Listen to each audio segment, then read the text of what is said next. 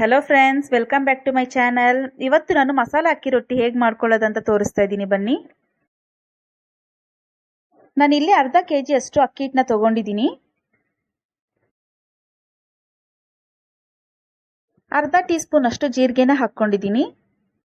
2 ಈರುಳ್ಳಿನ ಚಿಕ್ಕ ಚಿಕ್ಕದಾಗಿ ಕಟ್ ಮಾಡಿ ಹಾಕ್ಕೊಂಡಿದ್ದೀನಿ. ಕ್ಯಾರೆಟ್ ತುರಿನ ಹಾಕ್ಕೊಂಡಿದ್ದೀನಿ. 2 ಹಸಿಮೆಣಸಿನಕಾಯಿನ ಕಟ್ ಮಾಡಿ ಹಾಕ್ಕೊಂಡಿದ್ದೀನಿ. ಸ್ವಲ್ಪ ಕರಿಬೇವಿನ ಸೊಪ್ಪನ್ನ ಕಟ್ ಮಾಡಿ ಹಾಕ್ಕೊಂಡಿದ್ದೀನಿ. ಹಾಗೆ 1 ಸೌತೆಕಾಯಿನ ತುರಿ ಮಾಡ್ಕೊಂಡು ಹಾಕ್ಕೊಂಡಿದ್ದೀನಿ. ಕೊತ್ತಂಬರಿ ಸೊಪ್ಪನ್ನ ಕಟ್ ಮಾಡಿ ಹಾಕ್ಕೊಂಡಿದ್ದೀನಿ. ಈ ಸ್ಟೇಜಲ್ಲಿ ಸಬ್ಸಿಗೆ ಸೊಪ್ಪಿದ್ರೆ ಅದನ್ನು ಹಾಕ್ಕೊಳ್ಳಿ. ನನ್ನ ಹತ್ರ ಇಲ್ಲ, ಅದಕ್ಕೋಸ್ಕರ ನಾನು ಹಾಕ್ಕೊಂಡಿಲ್ಲ. ರುಚಿಗೆ ತಕ್ಕಷ್ಟು ಉಪ್ಪನ್ನ ಹಾಕ್ಕೊಂಡಿದ್ದೀನಿ. ನೀರು ಹಾಕೋದಕ್ಕಿಂತ ಮುಂಚೆ ಫಸ್ಟ್ ಒಂದ್ಸಲ ಚೆನ್ನಾಗಿ ಎಲ್ಲದನ್ನು ಮಿಕ್ಸ್ ಮಾಡ್ಕೋಬೇಕು.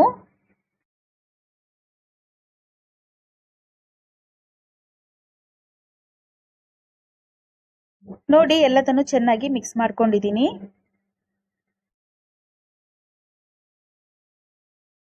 ಕಾಯಿಸಿಟ್ಕೊಂಡಿರೋ ಬಿಸಿ ನೀರನ್ನ ಹಾಕ್ಕೊಳ್ತಾ ಇದ್ದೀನಿ. ನೀರನ್ನ ಸ್ವಲ್ಪ ಸ್ವಲ್ಪನೇ ಹಾಕೊಂಡು ಮಿಕ್ಸ್ ಮಾಡ್ಕೋಬೇಕು. ಒಂದೇ ಸಲ ಹಾಕಿದ್ರೆ ಲಿಕ್ವಿಡ್ ತರ ಆಗೋಗುತ್ತೆ.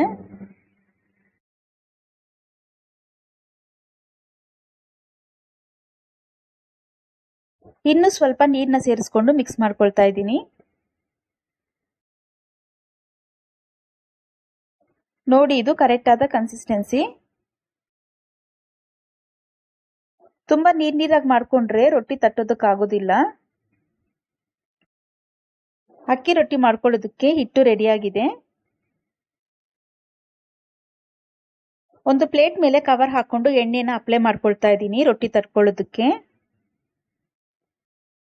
ಒಂದು ಬಾಲ್ ಸೈಜು ಅಕ್ಕಿ ಹಿಟ್ಟನ್ನ ತಗೊಂಡಿದ್ದೀನಿ. ಕೈಗೆ ಎಣ್ಣೆನ ಅಪ್ಲೈ ಮಾಡ್ಕೊಳ್ಳಿ. ಕೈಗೆ ಎಣ್ಣೆನ ಸವರ್ಕೊಂಡು ತಟ್ಟೋದ್ರಿಂದ ಅಂಟ್ಕೊಳ್ಳೋದಿಲ್ಲ.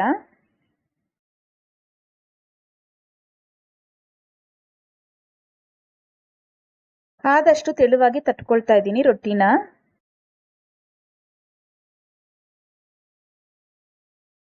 ಸ್ಟವ್ ಆನ್ ಮಾಡಿ ಹೆಂಚಿನ ಇಟ್ಕೊಂಡಿದ್ದೀನಿ. ತಟ್ಕೊಂಡಿರೋ ರೊಟ್ಟಿನ ಹೆಂಚಿನ ಮೇಲೆ ಹಾಕ್ಕೊಳ್ತಾ ಇದ್ದೀನಿ. ರೊಟ್ಟಿನ ಹಾಕಿದ್ಮೇಲೆ ಎಣ್ಣೆನ ಹಾಕ್ಕೊಳ್ತಾ ಇದ್ದೀನಿ, 1 ಸ್ಪೂನ್ ಅಷ್ಟು. ಒಂದು ಕಡೆ ಫ್ರೈ ಆಗಿದೆ, ಇನ್ನೊಂದು ಕಡೆ ತಿರುಗಿಸಿ ಹಾಕ್ಕೊಳ್ತಾ ಇದ್ದೀನಿ.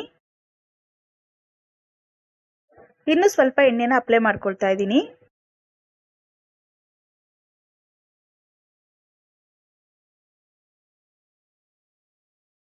ಎರಡು ಕಡೆನೂ ರೊಟ್ಟಿನ ಚೆನ್ನಾಗಿ ಬೇಯಿಸ್ಕೋಬೇಕು.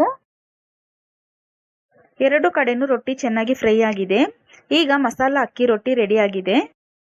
ಚಟ್ನಿ ಜೊತೆ ಸರ್ವ್ ಮಾಡ್ಕೊಂಡ್ರೆ ತುಂಬಾ ಚೆನ್ನಾಗಿರುತ್ತೆ. ಈ ವಿಡಿಯೋ ನಿಮ್ಗೆ ಏನಾದರೂ ಇಷ್ಟ ಆಗಿದ್ರೆ ಲೈಕ್ ಮಾಡಿ, ಶೇರ್ ಮಾಡಿ ಮತ್ತೆ ಕಮೆಂಟ್ ಮಾಡಿ. ಹಾಗೆ ನಮ್ಮ MD ಕಿಚನ್ ಚಾನೆಲ್ ಸಬ್ಸ್ಕ್ರೈಬ್ ಮಾಡ್ಕೊಳ್ಳಿ. ಮರಿದಿರ ಪಕ್ಕದಲ್ಲಿರೋ ಬೆಲ್